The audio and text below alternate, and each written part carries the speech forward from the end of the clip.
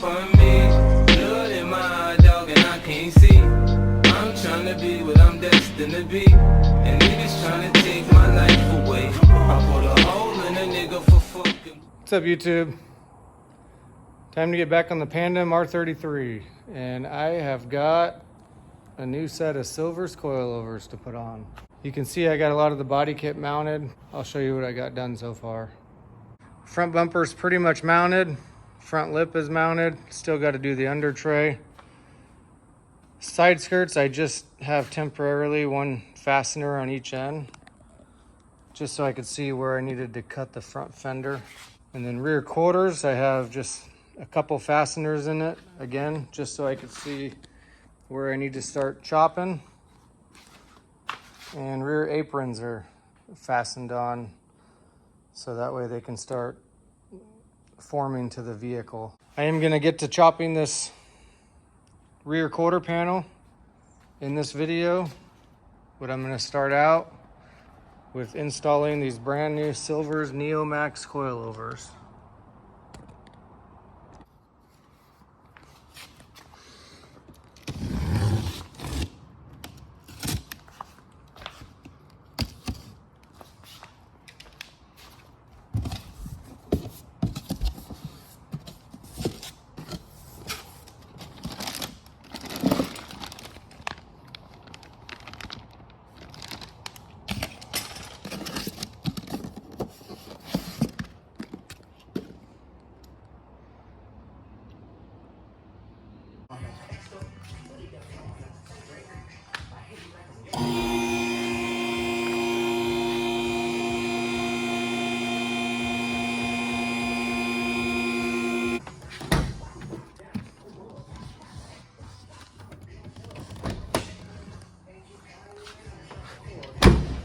So pretty straightforward. Slide the coilover in, hand tight the top two nuts, and make sure you put both coilovers in before you start mounting one. The reason why is because you might jack this side up to hook the coilover up to the knuckle, and then realize that now that side, because the sway bar is compressed, and then it's difficult to get the coilover in. So always throw both of them in finger tight, and then jack one side up, mount it, and then jack the other side up and mount it. Rear on these is very simple like the front. It just helps to have two people. So one person can put these two nuts on hand tight while the other person holds the coilover. And then it's just one bolt right there. So it now has Silver's coilovers on it. And the wheel, I can put some wheels on now and start seeing what the fitment's gonna look like. I'm just killing time tonight doing this little easy stuff, because this weekend I'll probably get started on the fabrication on these OEM quarter panels. It's like 95 degrees outside, so I got no shirt on today. I'm gonna show you how I'm mounting the wide body. So you can see I've got these rubber grommets. They're actually called well nuts. So it's a rubber grommet with a nut inside, and then it takes a little Allen bolt. So what I did was I mounted a few temporary pieces to the over fender, and then I went through and pre-drilled all the remaining holes, and then I hit them with a bigger drill bit.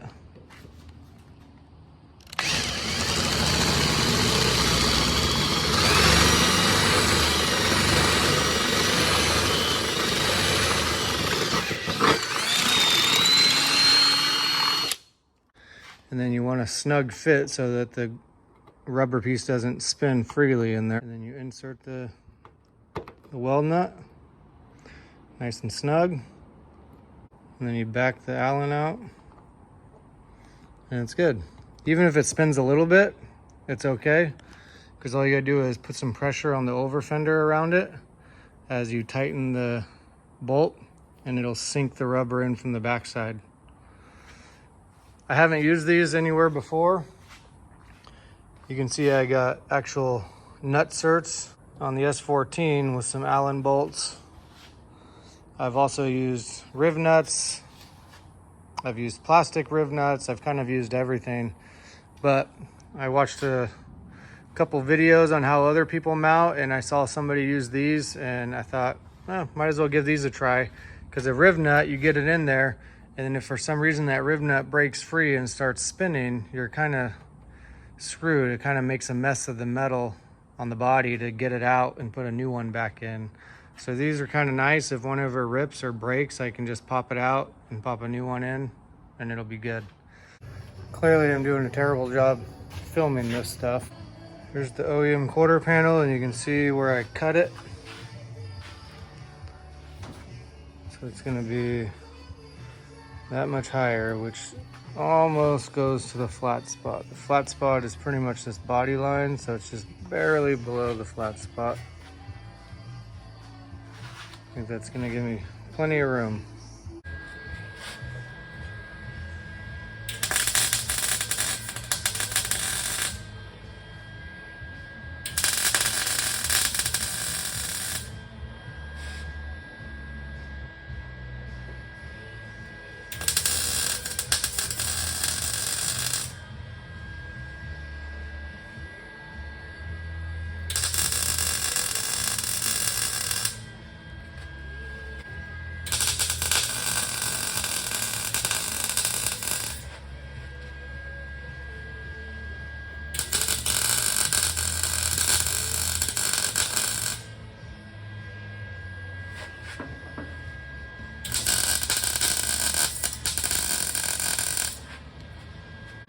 All right, so I chopped it open, cut the excess metal off, put some relief cuts in the inner fender liner, and then bent it up, and then welded it back on.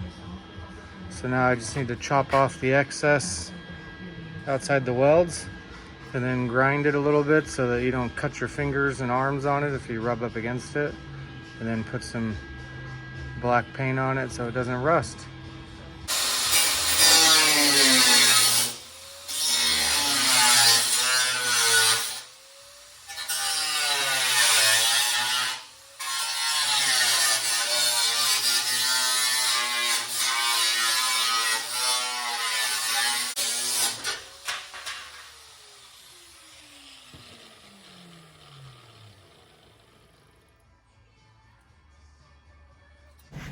Well, it's been a while since I worked on the car. Just thought I'd give you guys an update on the body kit situation. It's kind of a bummer because I do have like a month and a half that I have to wait for the front fender flares because they weren't in stock. But I've got a lot of the rear end stuff done. So let me show you guys that. As you can see, I chopped the front fenders. What I did was I took the 4 spokes off of my S14, which are built for 75 mil wide body, and I was able to bolt those onto the rear with a 25 mil spacer, and it pretty much brought it out flush.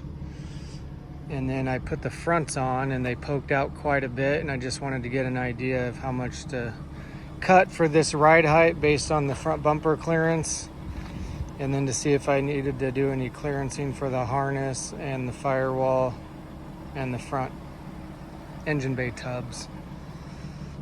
But this will give you an idea of the rear. I still need to seal the relief cuts.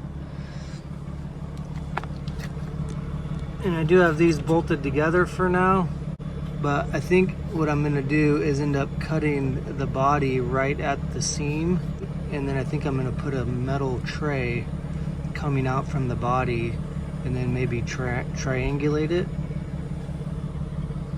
So that way this bolt that holds these 2 panels together will also be bolted to the body as well. Same thing with the front. You can see the skirt and the quarter panel bolt together quite a bit away from the body. So I think I'm gonna do the same thing. I think I'll make like a metal tray that goes here and then weld it to the body of the car so it sticks out. And then these 2 pieces of fiberglass and the body can all 3 bolt together right there. It'll make it nice and rigid, and then I can kind of triangulate that to the body and close it all off. You can see how much wider it is. Here's my hand. That's the factory body. So it's pretty wide. It's like 4 or 5 inches. These weld nuts, I'm very, very pleased with how these weld nuts worked out. It's super sturdy. And then I have all these ones for the front fender flares, so when those show up, I can drill those out and mount those. It did look pretty freaking killer with the 4 spokes on it. I really dig these wheels. Man, they look so good on that thing.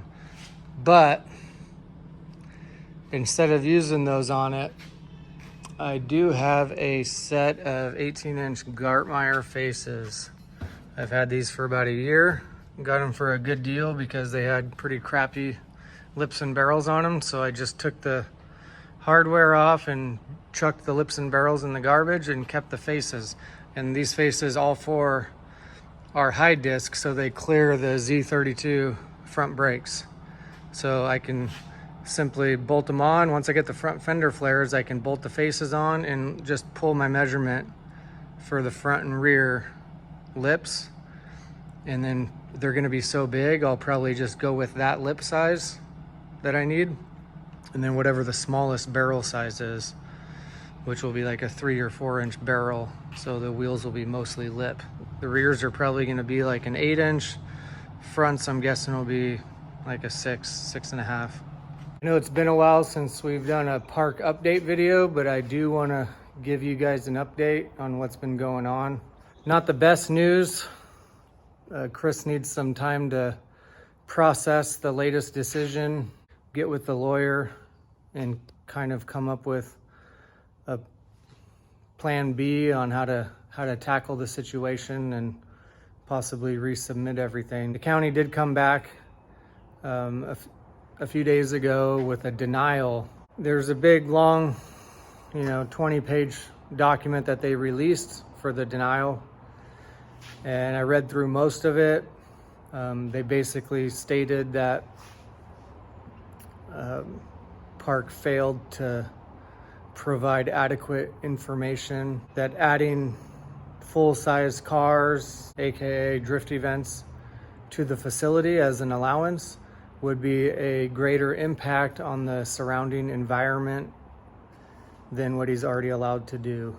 A couple of the things that they mention are traffic impact studies, even though he had monthly events for 10 years or so.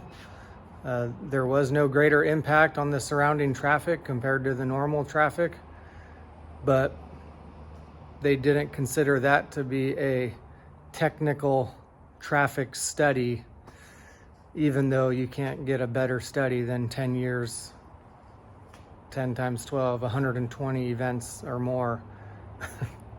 It's just so silly the way the paperwork process in the county works.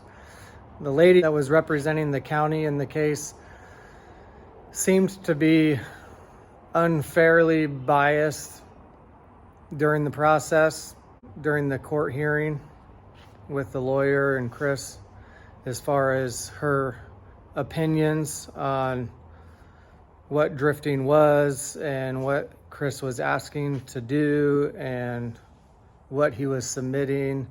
And for whatever reason, she just seemed very, very against it, even though she's not in the automotive community or drifting community or karting community or motorcycle community or anything that has to do with it. So unfortunately, that's the decision that they came up with.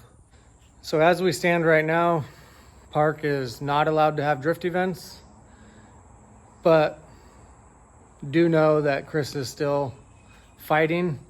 Like I said, he's pretty upset about the whole situation right now. We did talk about it for quite a while the other day after he got the decision, and he's just really trying to get his bearings together on the situation and what the paperwork exactly, the messages that they're trying to get across, and how they're expressing their opinions, so him and his lawyer can try to tackle the situation again, not necessarily from a different angle, but really try to lock in everything that they're stating as a concern and address that, so that next time it hopefully will go in PARC's favor, well, all of our favor. Stay tuned. After he meets with his lawyer and they come up with a game plan, I'll probably release another update just to keep the community informed on what's going on. As of right now, the plan for the community is just sit tight, let Chris figure out how to tackle this again. Maybe this time around, we'll be asking for a lot of help, whether it be showing support at the hearing or bombarding the people in charge that represent the county with emails and phone calls, all being positive to express our concern for the sport not being available in the Portland metro area for us as an outlet. We have a huge drifting community in the Portland, Vancouver, and surrounding area. So yeah, that's where we're at. I will try to keep you guys updated again in the near future. So once Chris talks to his lawyer, and then maybe me and him will get together again to shoot another quick video to ask you guys for help. So be ready to help if it's needed. Don't know what the next video will be or when it'll come out, but stay tuned. Like, comment, subscribe, and I'll see you guys next time.